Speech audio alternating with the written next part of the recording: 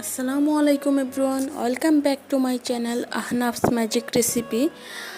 প্রতিদিনের মতো আবারও হাজির হয়ে গেলাম আপনাদের সামনে নতুন একটি রেসিপি নিয়ে।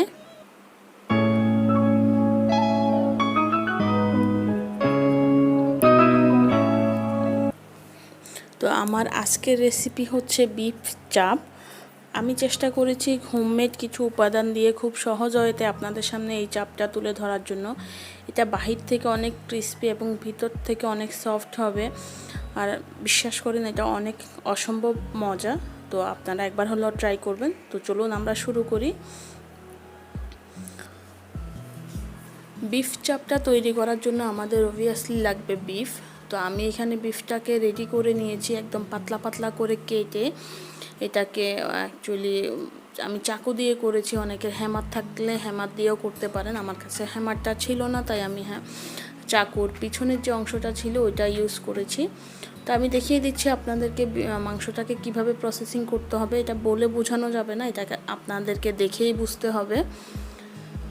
তো আমি মাংসটাকে 1 ইঞ্চি করে পাতলা করে কেটে নিয়েছিলাম এবং চাকুর যে ছুরির যে পিছনের অংশটা ছিল ওইটা দিয়ে এটাকে একদম পাতলা করে নিয়েছি। এটা এরকম করে করলে হয় কি, মাংসগুলো অনেকটা বড় হয়ে যায়, বাট ছিঁড়ে ফেলা যাবে না। তো এইভাবে করে আমি মাংসগুলোকে রেডি করে নিয়েছি এবং সম্পূর্ণ পানি ঝরিয়ে নিয়েছি। চেষ্টা করবেন কোনোভাবেই যেন মাংসে পানি না থাকে।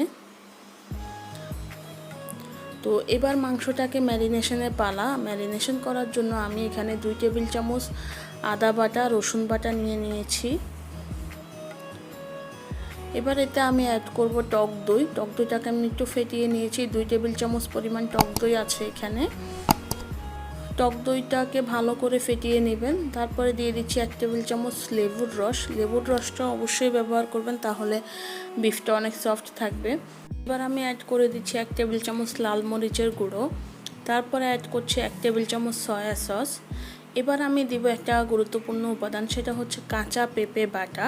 এটা হচ্ছে চামড়া সহ বেটে নিতে হবে, কোনো চামড়া ছাড়া কিন্তু হবে না। এটা মিট টেন্ডারাইজার হিসাবে কাজ করবে, আপনার মাংসটাকে খুব সহজে দ্রুত সফট করার জন্য এটা কাজ করবে। এটাকে স্কিপ করা যাবে না, অবশ্যই কাঁচা পেঁপে বাটাটা আপনাকে ইউজ করতে হবে। তারপর আমি এখানে দিয়ে দিচ্ছি 2 টেবিল চামচ পরিমাণ এখানে চাপ মশলা। আমি অলরেডি আপনাদের সাথে একটা কাবাব মশলা শেয়ার করেছিলাম, আমি ওখান থেকে 2 টেবিল চামচ পরিমাণ চাপ মশলা এখানে দিয়ে দিয়েছি এবং 1 চা চামচ পরিমাণ গোলমরিচের গুঁড়ো অ্যাড করেছি এবং স্বাদ মতো লবণ দিয়ে এবার এটাকে আমি খুব ভালো করে মেখে নিব। এই কাজটা অবশ্যই হাত দিয়ে করার চেষ্টা করবেন।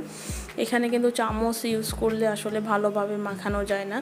চেষ্টা করবেন মাংসের প্রতিটা অংশের সাথে মশলাগুলোকে ভালো করে মেশানোর। দেখতেই পাচ্ছেন মাংসটাকে একটু থেতলে নেওয়ার কারণে মাংসের সাথে মশলাগুলো খুব সহজেই লেগে গেছে।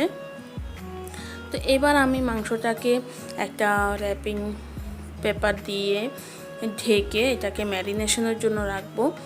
তো ম্যারিনেশনটা কিন্তু খুব গুরুত্বপূর্ণ, আপনারা চেষ্টা করবেন এটাকে মাংসটাকে ম্যারিনেট করা এবং এইভাবে প্রসেসিং করে কিন্তু মাংসটাকে রেখে দেওয়া যাবে।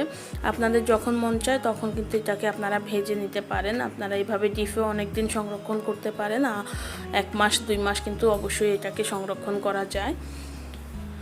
আমি আরেকটা প্রসেসিংও দেখিয়ে দিব যেভাবে আপনারা সংরক্ষণ করতে পারেন। আমি এটাকে 12 ঘন্টা পর্যন্ত ম্যারিনেট করেছিলাম। ওভারনাইট আমি নর্মাল ফ্রিজে রেখে দিয়েছি। এবার আমি মাংসটাকে বের করে নিয়ে এটাকে একটু ভালো করে আবার মেখে নিব। এটার থেকে একটু পানি বের হয়েছে দেখা যায়, কিন্তু আপনি যখন এটাকে ভালো করে মিক্স করে নেবেন তখন পানিগুলো মাংসের সাথে মিশে মশলাগুলো একসাথে মিশে যাবে। এবার আমি এটাকে বাইন্ডিংয়ের জন্য একটা মিশ্রণ তৈরি করব। সেটার জন্য আমি এখানে 1/4 কাপ পরিমাণ ময়দা নিয়ে নিয়েছি এবং 1/4 কাপ পরিমাণ কর্নফ্লাওয়ার নিয়ে নিয়েছি। আপনারা কর্নফ্লাওয়ারের পরিবর্তে চালের গুঁড়া বা বেসনও ইউজ করতে পারেন, আমি কর্নফ্লাওয়ারটা ইউজ করছি। তারপরে আমি এখানে অ্যাড করব গোলমরিচের গুঁড়া 1/2 চা চামচ, 1 চা চামচ লাল মরিচের গুঁড়া এবং সামান্য 1/2 চা চামচের মতো কাবাব মশলা, তারপর সামান্য একটু লবণ। এখানে আমি ভালো করে মিক্স করে নিব। মশলাগুলো অ্যাড করলে উপরে ক্রিসপি বাইন্ডিংটাও খেতে অনেক ভালো লাগে। এবার যে ম্যারিনেশন করা মাংসগুলো ছিল এটাকে একটা একটা করে এই ময়দার কোটিংয়ে ভালো করে কোট করে ঝেড়ে একটা প্লেটে রেখে দিব। এটাকে সাথে সাথে ভাজতে যাবেন না, কিছুক্ষণ যদি এভাবে রেখে দেন তাহলে ভাজার সময় এক্সট্রা ময়দাগুলো পড়ে তেলটা নষ্ট হয়ে যাবে না। কিছুক্ষণ রাখলে এটা ভাজাটা অনেক সুন্দরভাবে ভাজা যায়। আমি এগুলাকে করে ঠিক এইভাবেও আপনারা ফ্রোজেন করতে পারেন, এটাকে ভালো করে ডিপ ফ্রিজে রেখেও ফ্রোজেন করতে পারেন। আমি এখন সরাসরি ভাজতে চলে আসলাম। একটা ফ্রাই প্যানে ডুবো তেল নিয়ে তেলটাকে ভালো করে আগে গরম করে ওই গরম তেলে আমি চাপগুলো ছেড়ে দিলাম। এবার এটাকে এপিট ওপিট করে মিডিয়াম হাই হিটে ভাজতে হবে। কখনো কোনোভাবেই আগুন বাড়িয়ে দিয়ে ভাজা যাবে না, তাহলে উপরে পুড়ে যাবে, ভিতর থেকে কিন্তু মাংসটা হবে না। এটা মাথায় রাখবেন, এটা কিন্তু বিফ, এটা হতে একটু সময় লাগবে। তো যেহেতু আমরা কাঁচা পেঁপে বাটার ইউজ করেছিলাম সেজন্য আমাদের এটা হতে কিন্তু অত বেশি সময় লাগবে না। এক পাশ হয়ে আসলে আমি এটাকে এবার উল্টিয়ে দিব, উল্টিয়ে অপেক্ষা করব এটা সম্পূর্ণ দোনো পাশ ব্রাউন কালার হওয়া পর্যন্ত।